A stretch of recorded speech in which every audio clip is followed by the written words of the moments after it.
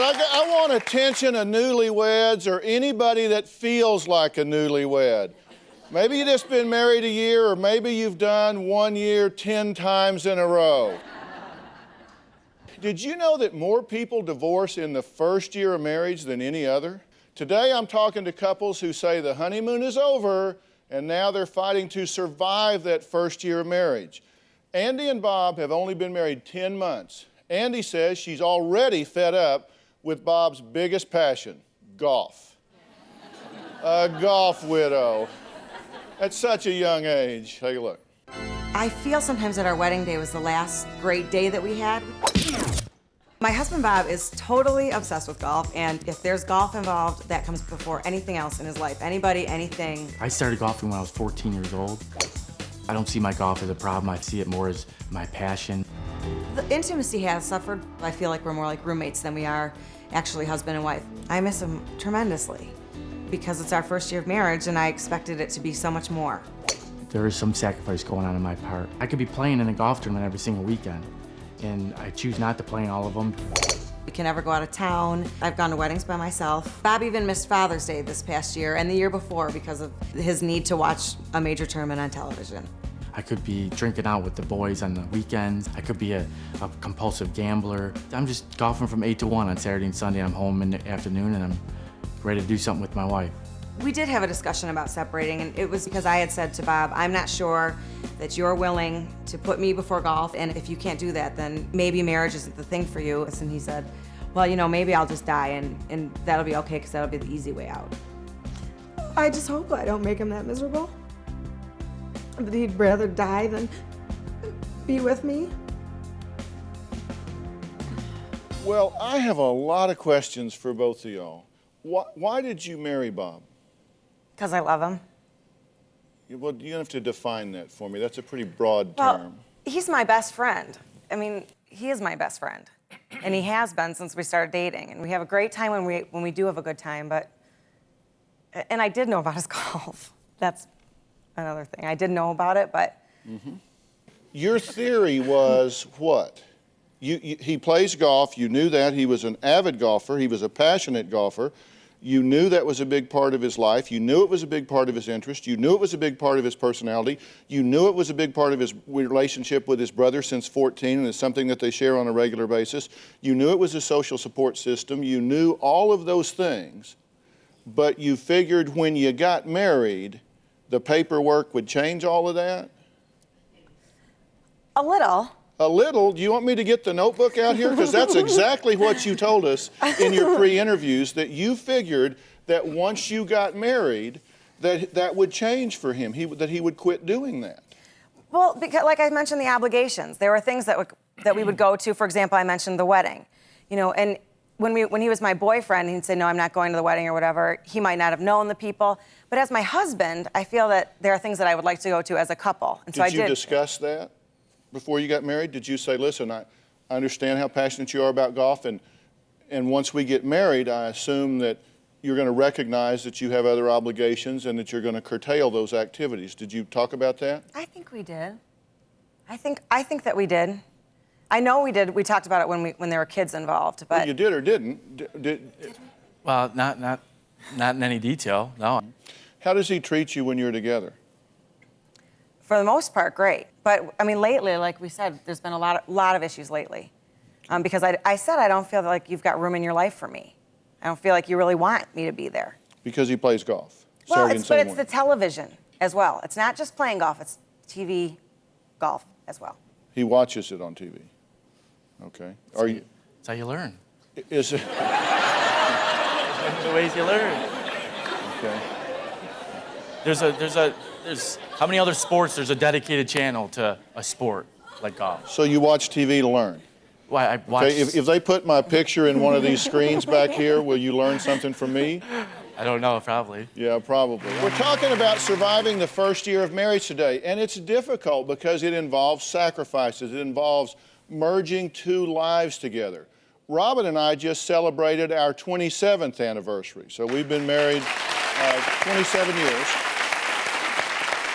And we thought about this when we looked at everything we were doing with you guys, and she remembers our first year like it was yesterday.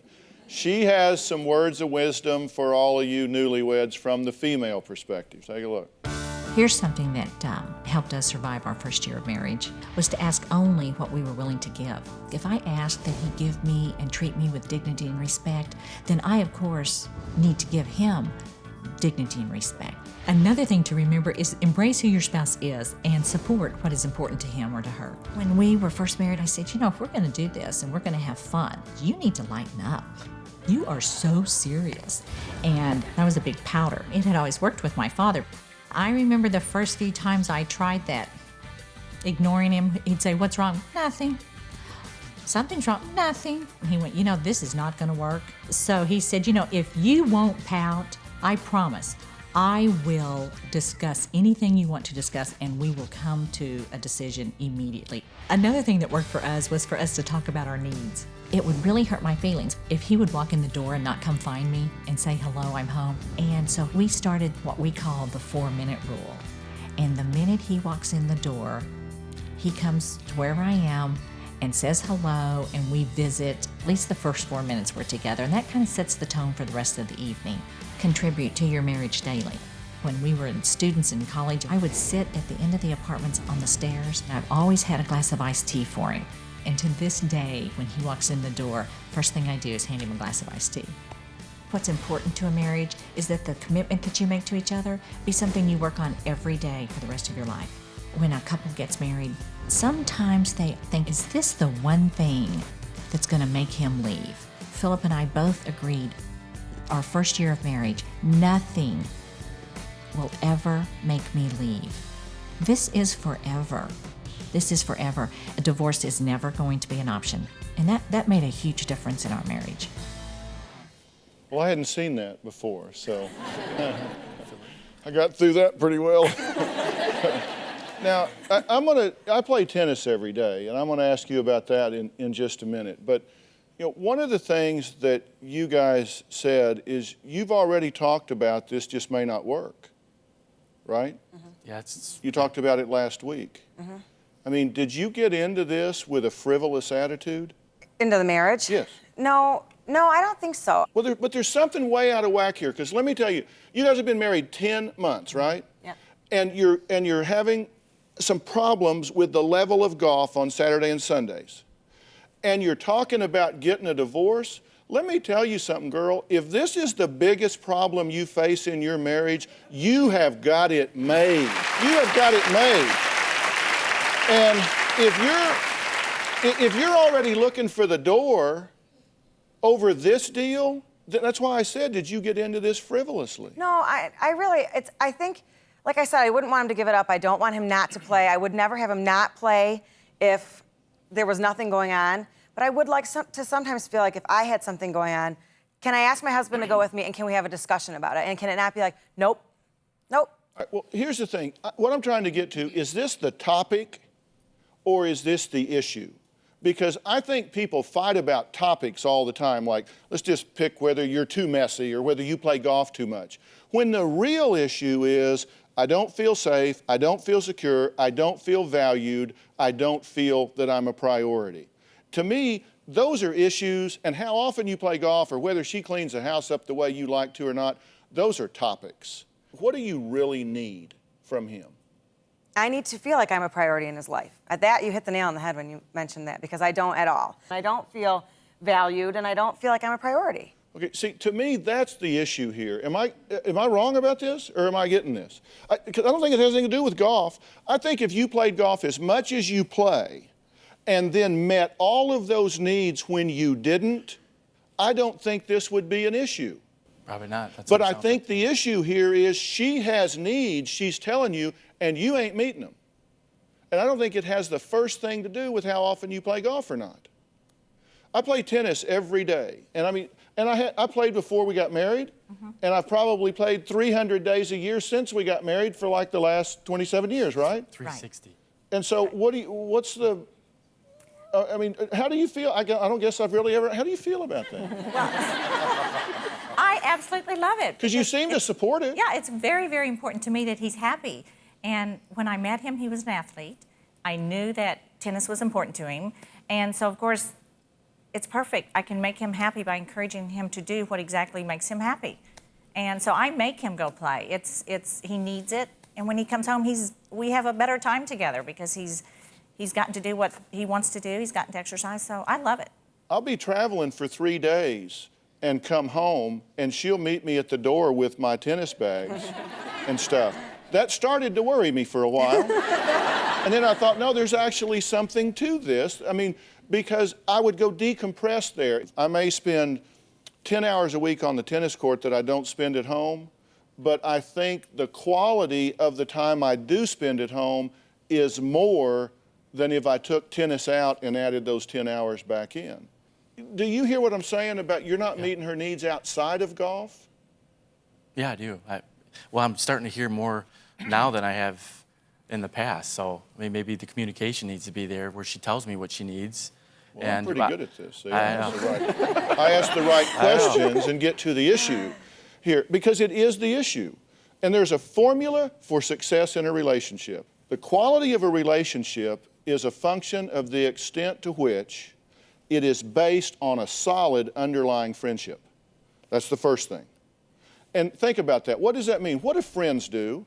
They talk, they share, they laugh, they tell jokes, they tease each other, they support each other, and they want good things for the other one. That's why, Robin is clearly my best friend. She wants me to play tennis. I'm going to New York this weekend. She'll call up there and she'll find a place for me to play tennis.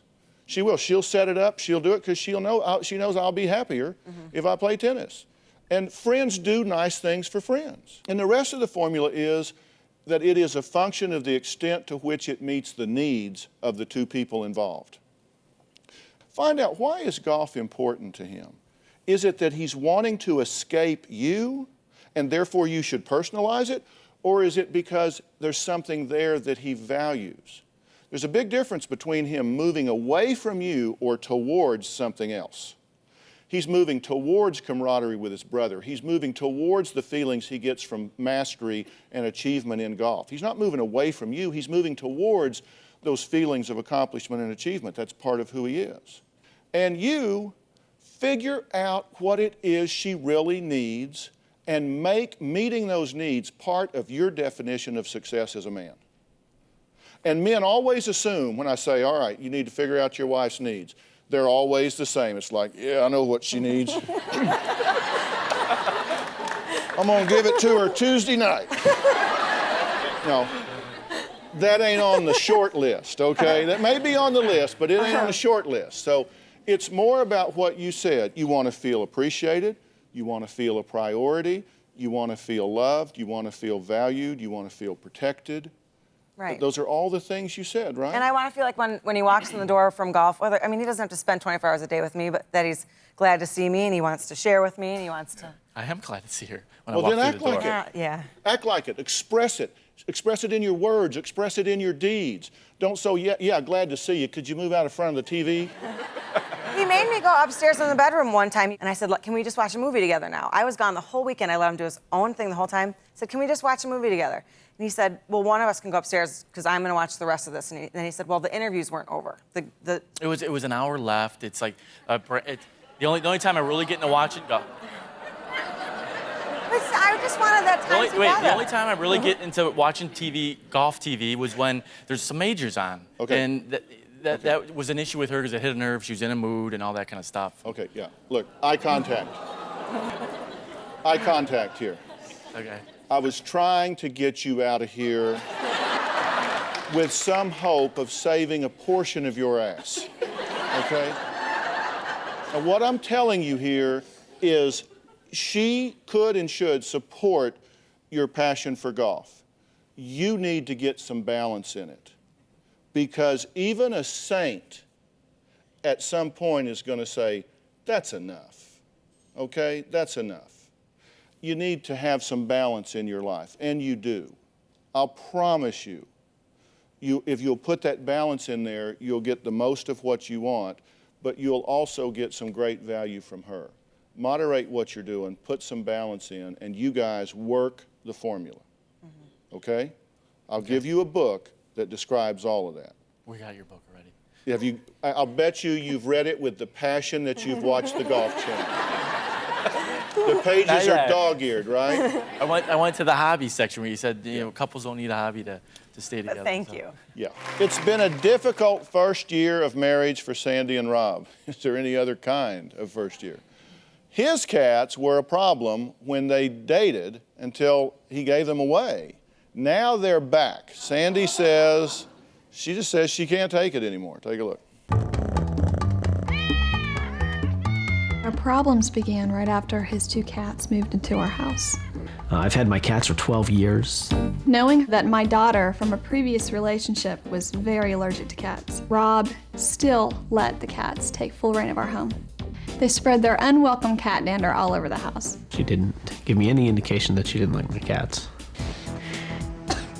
My daughter woke up in the middle of the night having a hard time breathing. We ended up in the emergency room till dawn. I adjusted and came up with a solution like I always do. Rob turned our in-law suite into a cat palace. Here are the steps that they come up to get into their cat palace. They have a nice, comfy, cozy little bed right there.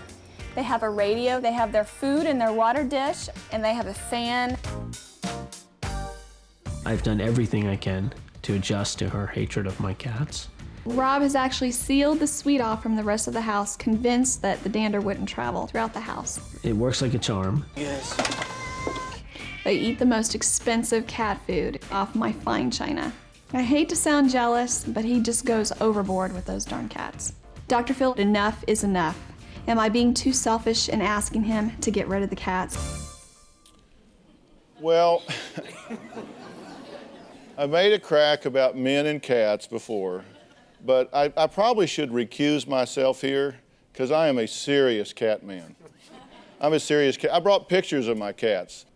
All right, now wait a minute, that's my first cat. I had that cat for 22 years, and those are my current cats. That's Simon and sister. So I'm like a serious cat man. And you hate his cats. I love animals. I just want to, yes, but I love animals. But you hate his cats. I don't like them.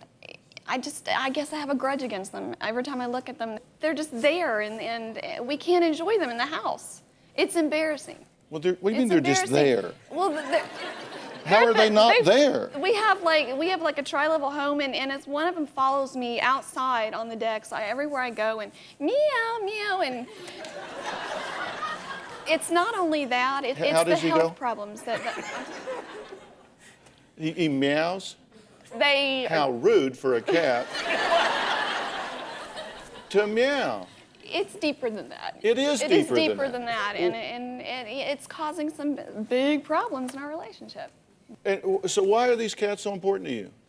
Well, I've had them for 12 years. I don't know what else to do with them. I mean, they're, you know, we've been together for 2, and I just can't get rid of them. I mean, I did. I mean, I didn't like the way he said that. What do you want him to do? I want the cats to have a good home, and You want him to get rid of the cats. Yeah, I do. I guess I do. You hated my cat. Well, I didn't really hate I had that cat, and when we got married, when we were dating, I had the first cat you saw. You hated that cat. Why did you hate that cat? I really, you know, I never grew up with cats. I grew up with a dog, and so I wasn't crazy about cats. And it really wasn't the cat, it was you with the cat.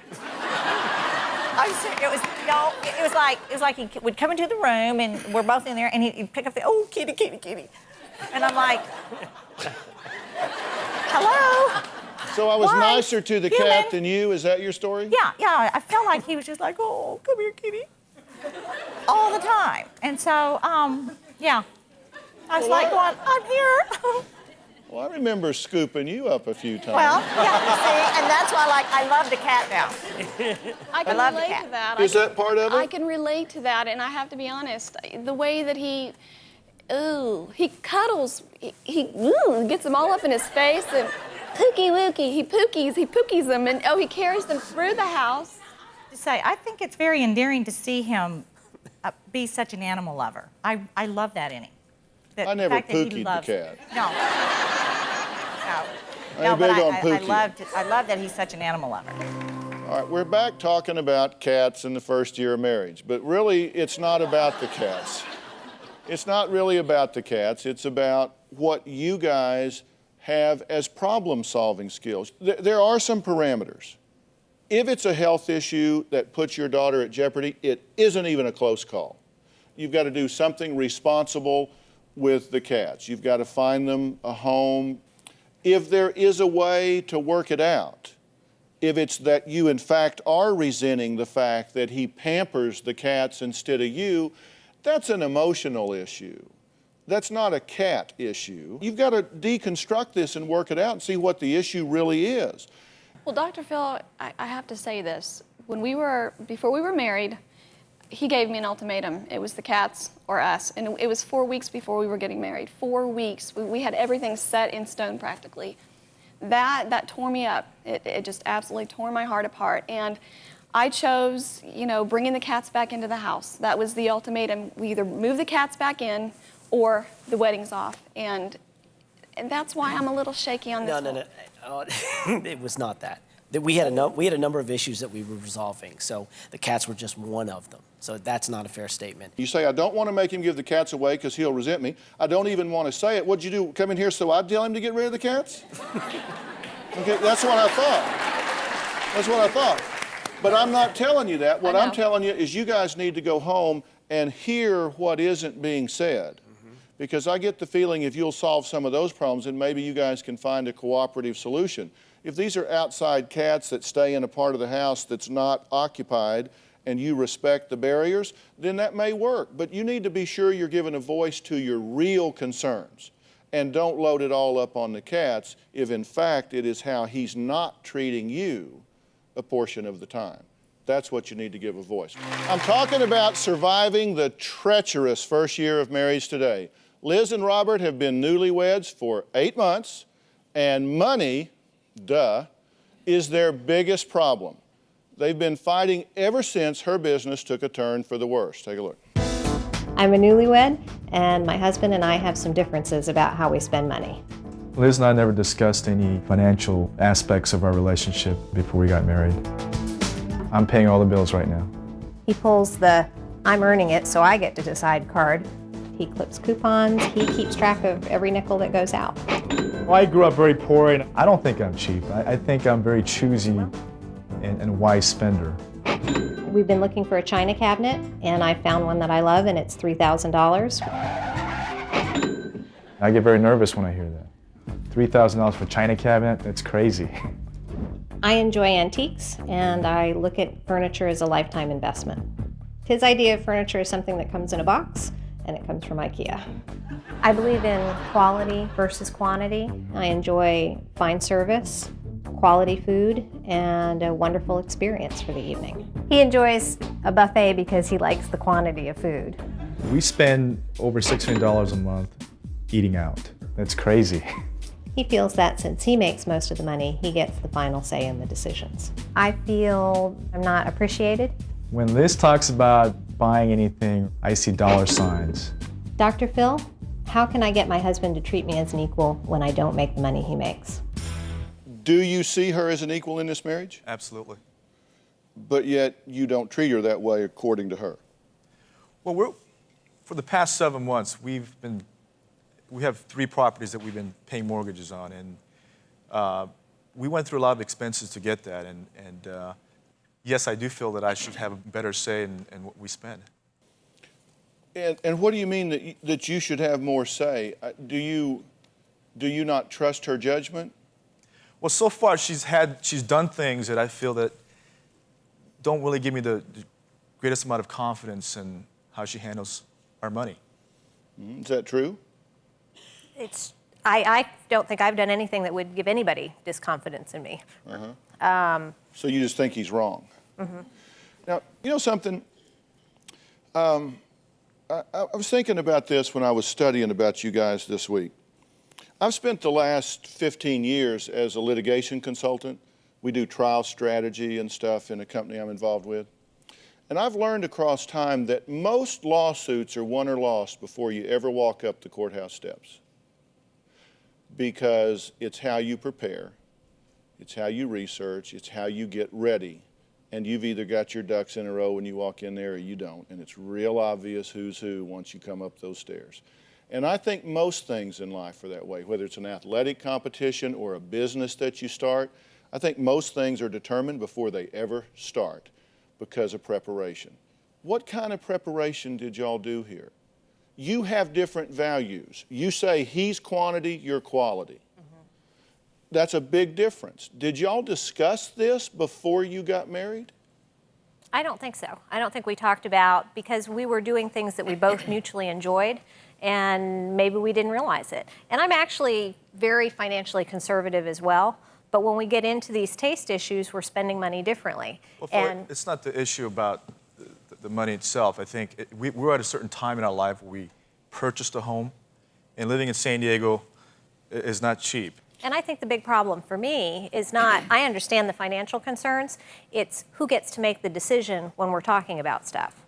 That we sit down and say, in our house purchasing situation, for example, I wanted something that was going to be nice, good for me, blah, blah, blah, which turned out to be expensive. And he was more willing to compromise on the finances, but I'm like, I'm coming all the way across country to live with you. I need something that'll make me feel comfortable in at home. And we negotiated it and generally agreed to it. But I still get the feeling that there's the resentment because we spent that money on that. But you didn't want to buy the house you bought, did you? No, I did not. Because you wanted to buy a more economical house for this period of time, and you wanted to buy a bigger house and a nicer house. Mm-hmm. See, I think people are driven by different motives. Mm-hmm. And I think you're driven by a desire for certain things in your life. Mm-hmm. And I think you're motivated by fear. I think you've been poor, and you don't want to be poor again, and so you fear bad decisions putting you back in a bad spot. And I'm not saying that's an irrational fear, but I'm saying I think that's what drives you at this point. Would that be a fair assessment? I think being destitute is probably one of my biggest fears. Growing up poor, that's something that is always on the back of your mind, so you have that as a basis of making your decisions. You've got one motivation, you've got another, and that's a clash. You tell me, why didn't y'all talk about this before you got married? We're just happy to be together. Like really? Any new couple. Yeah, you just look deliriously happy. I mean, believe it or not, we are, for the most part. Yeah, for the most part. But I want to get to the part that's not. The part where you say he doesn't trust you, the part where you say that it's a power play by him saying, I earn, so I make the decision. Yeah, I feel that, I was financially independent prior to meeting him, had my own home, have no debt, ran a business, and I've changed in my role now that I'm a wife and I'm dependent on him for income, but I'm not less valuable a person, and my intelligence and decision-making capabilities have not changed.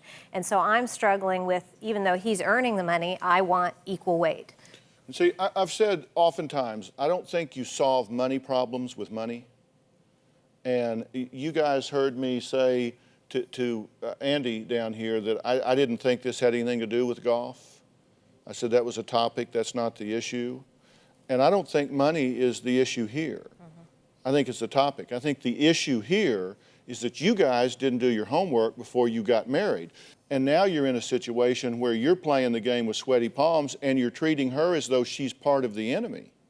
I can't let you close to the money. I can't let you make decisions. I earn, I decide, and you live with it. We're talking about surviving the first year of marriage. Now, Robin will tell you that she handled the bills when we first got married.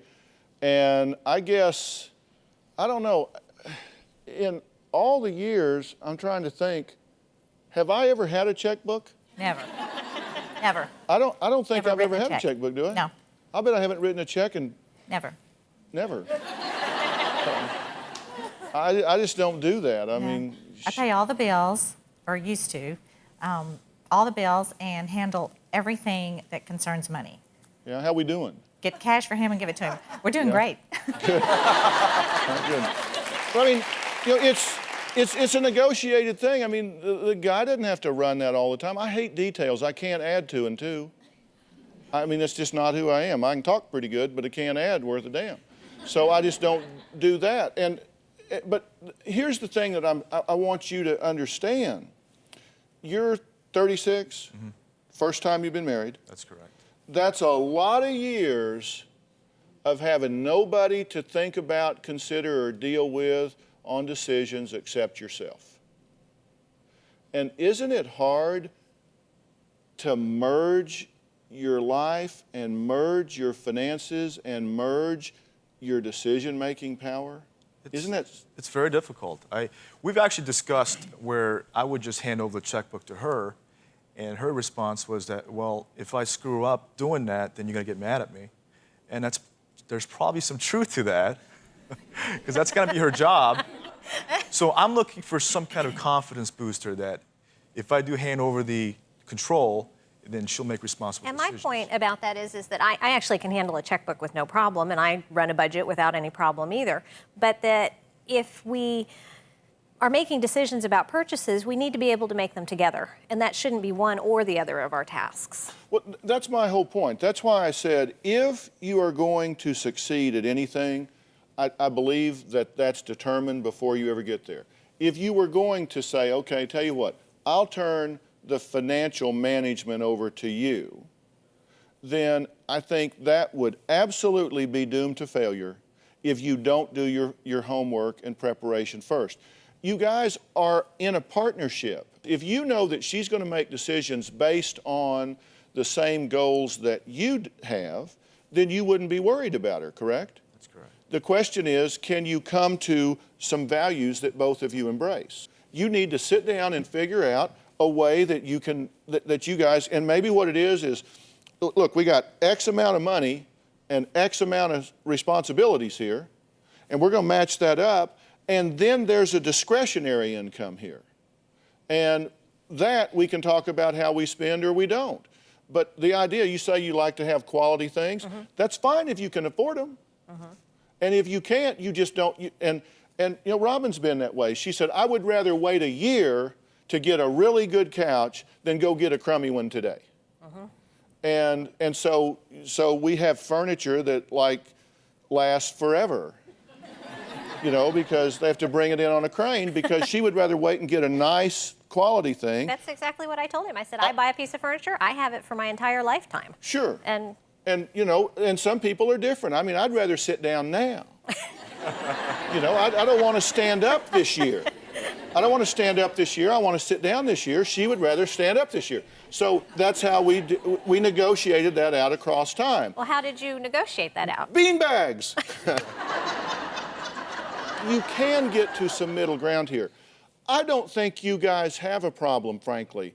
I think you've just never sat down and really tried to look at each other's point of view. And what I want you to do is, I want you to recognize one thing. You're setting this relationship up as parent-child rather than adult to adult. She has been an independent, self-sufficient, self-determining businesswoman, individual, very competent in this world. If you treat her like a child, she will rebel, and this will be over in a very short period of time. But you can't treat her where you're playing the power card. Money in a marriage is power. And if you control the money, you control the power, and if you control the power, she's going to rebel. Now, you got to decide. You either want your money or you want your marriage. Well, I felt that she made most of the decisions anyway up to this point, and I think there were a few minor problems we had, and that was one of them. But she had 90% of her way, so. But that's not fair either. That's not fair either. You shouldn't be dictating this. If you couldn't afford and didn't want to move into the kind of house you're in, you should have never done that. You should have negotiated something you could both live with for a period of time and then made a change. But you caved, and now you resent it, and you're scared, and you think your house poor. So I'm just saying, you guys have to sit down and start negotiating this. Stop complaining and start negotiating. It happens in business all the time, and you have to do that in a marriage. Will you do that? Absolutely. Will you do that? Absolutely. And you will both, once you get a plan, you'll apply it with integrity. I want to thank all of my guests for being here today, because without guests to come in and talk about real world issues from the real world, then we're just up here talking about theory. Now, I'm really curious what all of you guys think. Y'all stand up. All right, if you think that Bob and Andy are going to work this out and deal with the issue instead of the topic of golf and resolve this? Raise your hand. Well, that's almost everybody. Are they right? I never really thought about it being an the underlying issue that we need to start addressing, and that it's less the topic of golf and more things that maybe needs that I'm not getting met, and that maybe we need to focus more on that and less on his topic of golf. So it was very helpful. All right, that's good. What about this cat situation? Do you think they're going to work this cat situation out? Raise your hand. No? You don't think so? Really? Is that true? I love him and I'll do what it takes, just like before we got married. Yeah, but no, you can't just play the victim and say, I'll take one for the cats. That's not the deal. What you got to do is, I'm just telling you, first off, make sure that the risks are real. Even because the reason I said has it changed some is because I've treated a lot of asthmatics and that sort of thing in terms of teaching them to breathe and the relaxation and managing it at the time. And I know that across time it changes dramatically, and what is an acute problem at one age, just a very short period of time can be different. Sometimes not, but sometimes it can. So be realistic about whether in fact you still have that same risk level or not. And if you do, it's a no-brainer. They got to go. All right, and if not, and there's a way to compromise, then work it out so you both can be okay with it. I mean, that's what I'm telling you. And when I say they got to go, I mean to a responsible, caring home where they're, they're treated in the way they should be. All right, y'all got a bad report card, but you've seen it's a tough house. All right, but y'all stand up. Do you think they're going to negotiate this money issue and not continue this power struggle? If you think they are, raise your hand. Well, that's about half. So, what I'm trying to tell you is you got to lighten up about this and y'all negotiate this. Are you going to? I think so. Do you have a story or a question for me? Click the link in the description and tell me what in the world is going on.